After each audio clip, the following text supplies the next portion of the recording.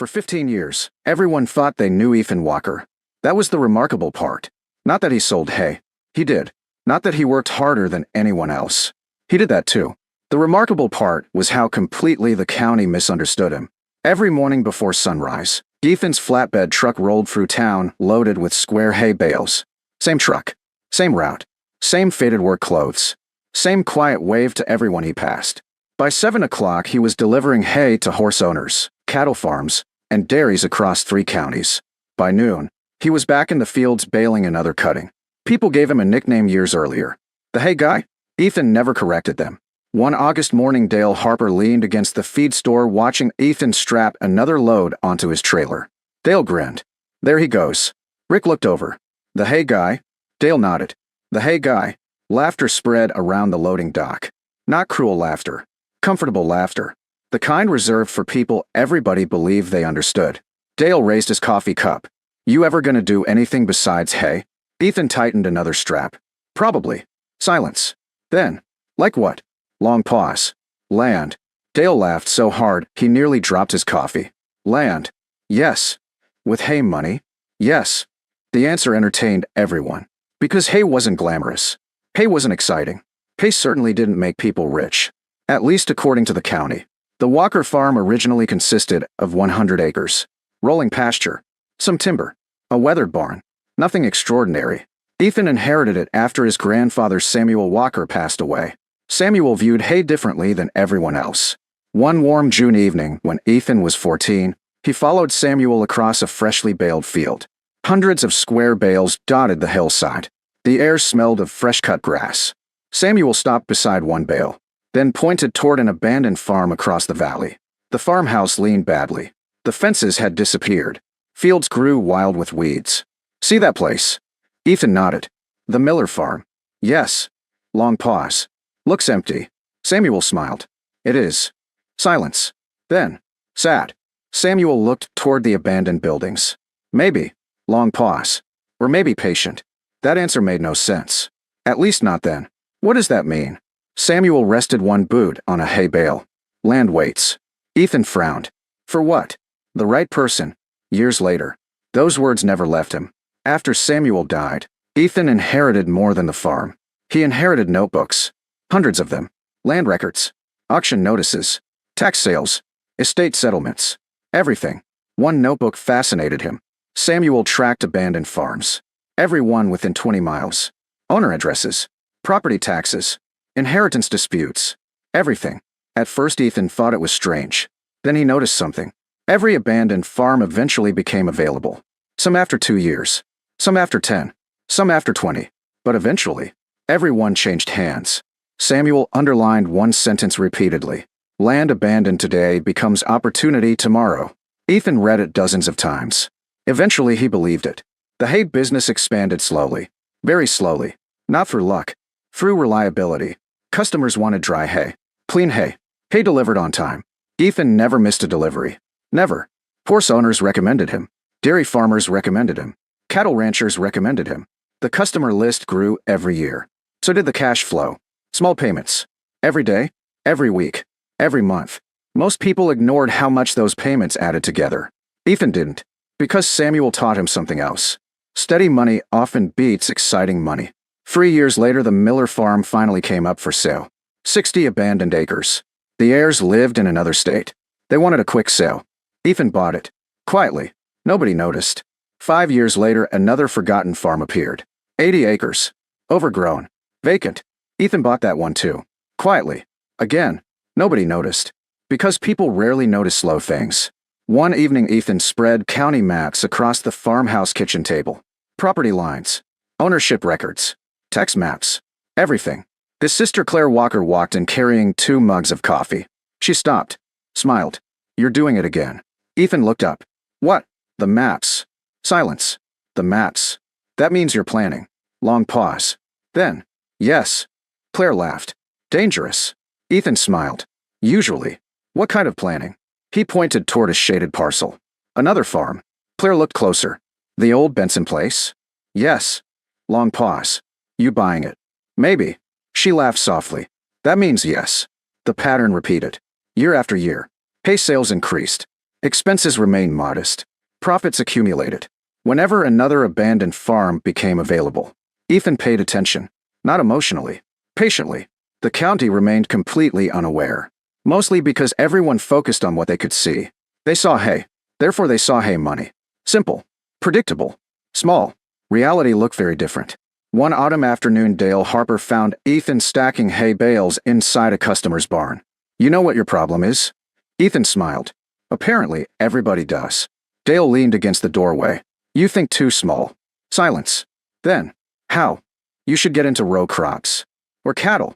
Or something serious." Ethan tied another bale. "Hay seems serious enough." The answer irritated Dale immediately. Naturally. The joke continued. At church. At the diner. At the co-op. Everywhere. The hay guy? Nobody mentioned land. Nobody mentioned deeds.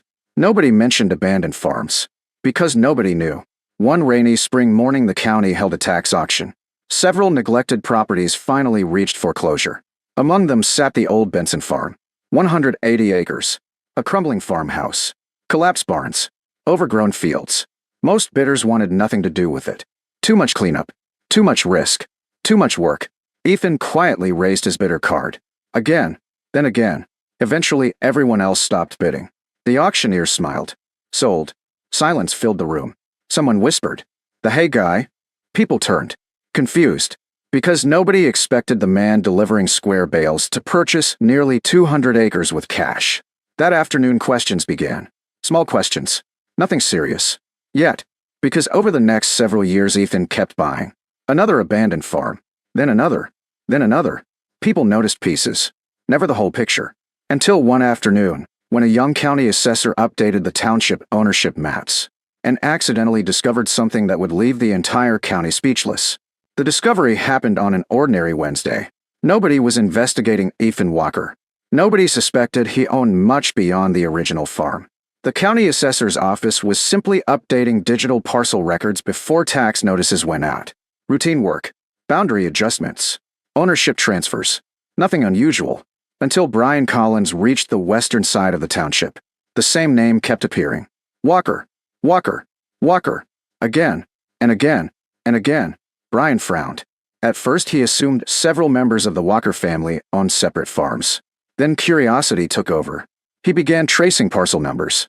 One map became 3. 3 became 6. By lunchtime, nearly every abandoned property from the past 15 years had one thing in common. The deed. Every single one listed Ethan Walker. Brian grabbed another county ownership map. Then another. Colored markers slowly covered the township.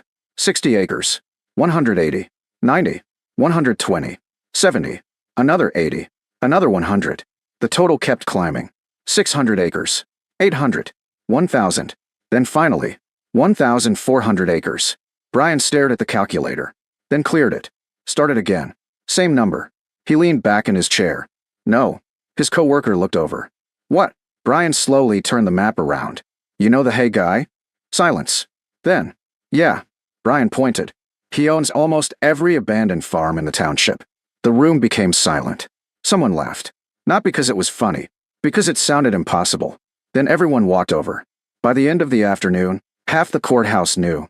By dinner, the diner knew. By sunrise the next morning, the entire county knew. The feed store buzzed with conversation. The grain elevator buzzed. Church parking lots buzzed. Nobody talked about fertilizer anymore. Nobody talked about cattle prices. Everybody talked about Ethan Walker. Dale Harper walked into the diner carrying a folded township ownership map. He slapped it onto the breakfast counter. No. Rick looked up. What now? Dale unfolded the map. Large sections of land were shaded in blue. Every shaded parcel belonged to Ethan. Rick leaned closer. Then froze. 1,400? Dale nodded slowly. Almost every abandoned place. Silence. Absolute silence. Someone finally whispered. The hay guy? Nobody answered. Because suddenly the nickname sounded ridiculous. Late that morning, Ethan arrived exactly where he always did. The feed store. His flatbed carried another load of premium square bales. Nothing had changed. Except everyone watched him. He climbed out. Untied the straps. Started unloading. No one moved. Finally, Dale walked over. You own 1,400 acres? Ethan looked up. Morning. Dale folded his arms. Don't morning me. Silence. Long pause. Finally, Ethan answered. Yes. The entire loading dock went quiet. One farmer finally asked what everyone else was thinking. Why didn't you tell anybody? Ethan looked genuinely confused. Tell you what. The land. He shrugged. You never asked. That answer spread through the county almost as quickly as the ownership map. You never asked. Some people found it funny. Others found it irritating. Most found it true. A week later, the County Agricultural Association invited Ethan to speak. Ironically, they had ignored him for years. Now every seat in the meeting hall filled before sunset. Farmers stood along the walls. Even local bankers attended. The association president smiled. I think everyone has one question. Ethan adjusted the microphone awkwardly. Public speaking clearly wasn't something he enjoyed. The president continued. How did Hay buy 1,400 acres? Ethan smiled faintly. It didn't. The audience looked confused. He continued. Discipline bought the land. Silence. Then he explained. Every hay delivery, every invoice, every dollar, every expense, everything was recorded. Everything had a purpose. He never bought newer trucks because neighbors did. He repaired equipment instead of replacing it whenever possible. He never expanded simply to look successful. He expanded only when the numbers made sense. Most importantly, he never viewed abandoned farms as abandoned. He viewed them as waiting. One younger farmer raised his hand. So what made you buy the old places? Ethan smiled. My grandfather. He opened one of Samuel Walker's old notebooks. The pages had yellowed with age. Inside were handwritten notes stretching back 40 years. Property taxes, auction dates, family histories, fence conditions, water sources, everything. Samuel hadn't tracked abandoned farms because he enjoyed paperwork. He tracked them because he understood something most people overlooked. Land ages differently than buildings. Barns collapse. Houses rot. Fences disappear. But good soil waits. Sometimes patiently. Sometimes for decades. Another farmer stood. Weren't you worried about fixing everything? Ethan nodded. Of course. So why buy them? Because I wasn't buying buildings. Long pause. I was buying tomorrow. That sentence stayed with people. Months later they still repeated it. The following spring, Ethan began restoring several abandoned farms. Not with giant crews. Not with flashy equipment. Patiently. Collapsed barns became equipment sheds. Old pastures returned to hay production. Broken fences were rebuilt. Creeks were cleaned. Ponds repaired. The township slowly changed. Fields abandoned for years turned green again.